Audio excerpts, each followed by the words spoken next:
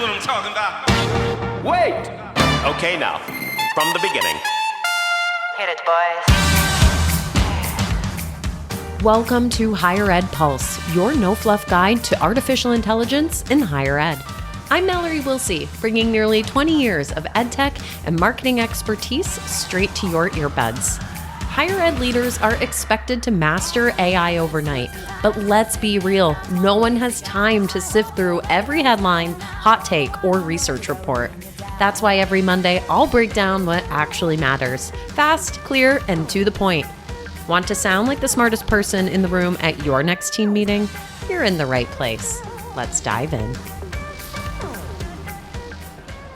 Okay, so picture this. You say yes to stepping out of your routine into a room full of bold ideas, brilliant minds, and energy that I would just say is pretty different. That's the vibe that Kylee Beasley walked into at her very first Engage Summit. And spoiler alert, she didn't just show up, she soaked it up. She's got the notes right here in front of me.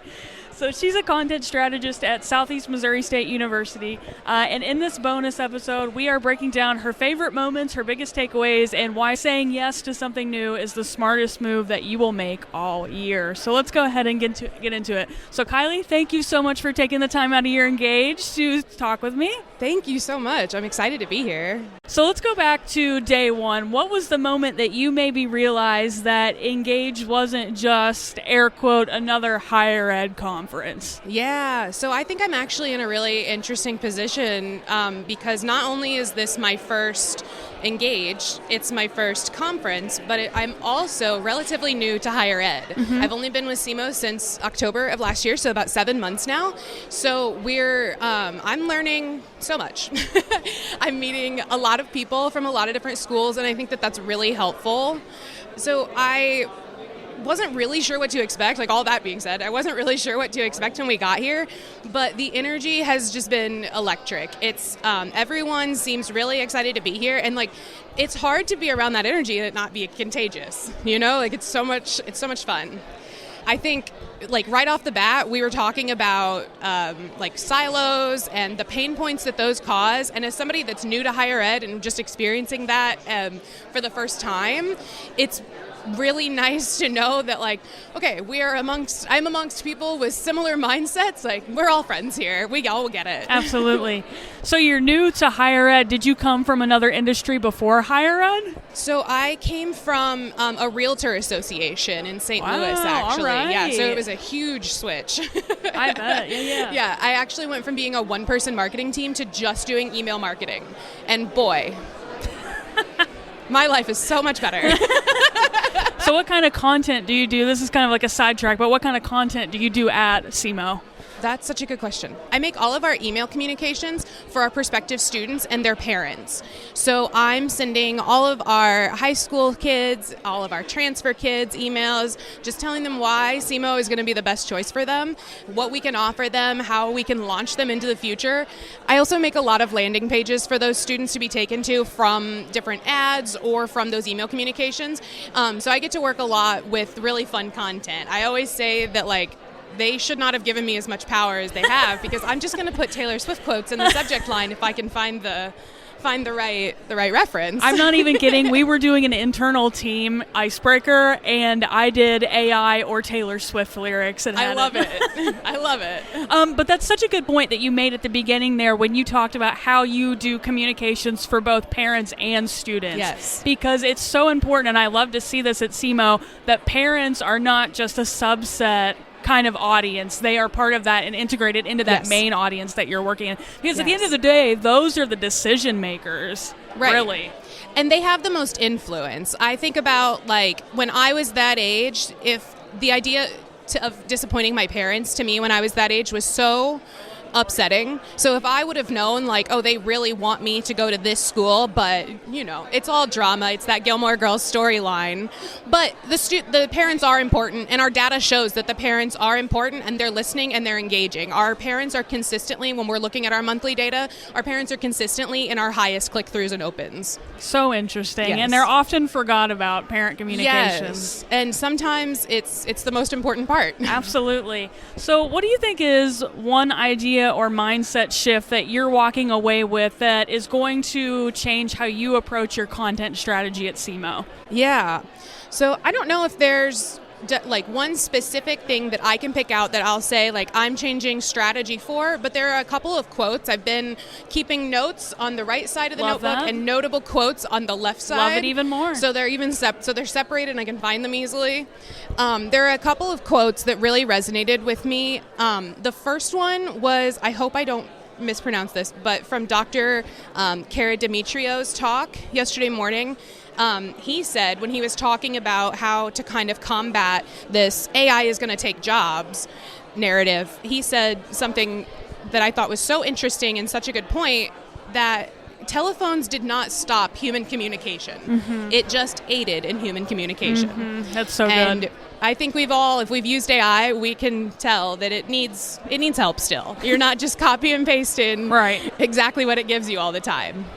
We all get those M dashes and the N dashes, and we know that those aren't going to resonate with Gen Z. So I thought that was a really good point to make, and I thought that that's just like something really nice to keep in mind that I want to take back to the Marcom team, because when we are having these conversations on campus, it's like it's nice to have those little points to be like, well, have you thought about it this way? And not just this is new and scary. Right. Well, higher ed gets stuck in that, well, this is how we've always done it kind of mindset so many times. Yes. And it's like I see so many university communications and I think, okay, if we're targeting Gen Z and Gen Alpha, most university communications wouldn't last a second in a Gen Z or Gen Alpha group chat. Right. Like truly, like Yes. if we're being honest, Yes. a lot of times higher ed is writing for itself and not necessarily for its target audience. That's so true. I love that. I'm going to write that down right now. I swear. Follow me on LinkedIn. Yes, I will be. The other thing, it's been said a couple of times, but like the general sentiment of like AI didn't ruin higher ed, as some people like to say. It just kind of exposed where the cracks already were that we were kind of trying to avoid, or we weren't seeing it because we were too inside. And so I think that that's something that's been said a few times that I'm just like, I have to take this back to the team, because this is another one that's really good when you're combating those conversations around campus. Mm-hmm, absolutely. You've met, there's over like 600 something people here. Crazy too. So you've met a lot of people this week. Yes. Did you have any one conversation or a connection leave a lasting impression with you? There's been so many, and in the best way, we've been here only for 2 days, but in the best way, it does kind of feel like we've been here for 2 weeks. It's been That is valid. So I feel like I've talked to more people than I've ever talked to in my whole life. But I've met a lot of people who are also here for their first Engage, and it's really nice to get to talk to them about how their experience of it has been, if they've ever done anything like this before, and how it kind of compares. And basically everybody's saying that this is a lot less dry than a lot of other things that they've been to. So I was like, I think I lucked out. But we're kind of comparing notes and talking about I went to this session and they said this, and they're saying, I was at this one at the same time and they were talking about this. And I'm also meeting a lot of the Element crew. This is the first time I'm meeting anybody in person. I was able to meet Charles, and he was super nice. He's our rep, so he handles all of our issues. But it's also just been it's been a good opportunity because of those silos that we've been talking so much about all week.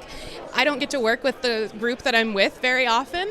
And so it's been really nice for us to kind of all get to know each other and work together a little bit more closely for the first time in a while. Some of them, we're touch and base, but some of these people I've never worked with at all. And it's been really nice to just feel a little bit more at home in the SEMO staff community too. Absolutely. I will say, for those of you that don't know, SEMO brings the coolest Engage swag every year.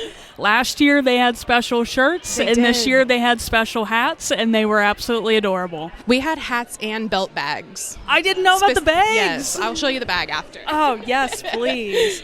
So, Kylee, I'll wrap us up here today. If someone's on the fence about attending Engage next year, what would you say to them? If they were maybe I should go, but, the budget's also kind of, or maybe I can only go to a few events a year, what would you say to them? I would say, so I'm a big proponent of just say yes. That's something that I'm really working on this year is like, I don't want to miss out on opportunities just because like I'm afraid. Yep. And so I'm a big proponent of just say yes, but it's been a great time. And I will say it's not all business because Element does know how to throw a heck of a party at the end of the know how to night. throw a party. That is right. They know how to put one together. Well, Kylee, thank you for showing up, for saying yes to something new, and for sharing your experience with me today. If you're listening out there and you're thinking something like, I could never heckin' do that, consider this your reminder that the best growth happens when you are a little bit outside of your comfort zone. So whether you're building strategy, you're building confidence, or you're just building your network, there is a seat for you in Engage. So thanks for listening to this bonus episode from the Engage Summit. Don't forget to sub to the show or leave a review on your favorite listening platform. It's just a quick free way to support the network. So catch you in the next one, and until then, keep doing bold things.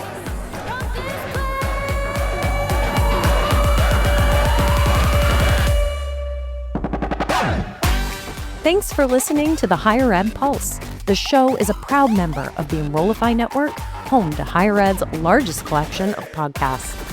Enrollify is where higher ed goes to grow. So be sure to check out our other podcasts, webinars, video clips, blogs, and more. Visit Enrollify.org and subscribe for all the latest details and content drops directly to your inbox. Enrollify is brought to you by Element 451, the digital workforce platform for higher ed. Learn more at element451.com.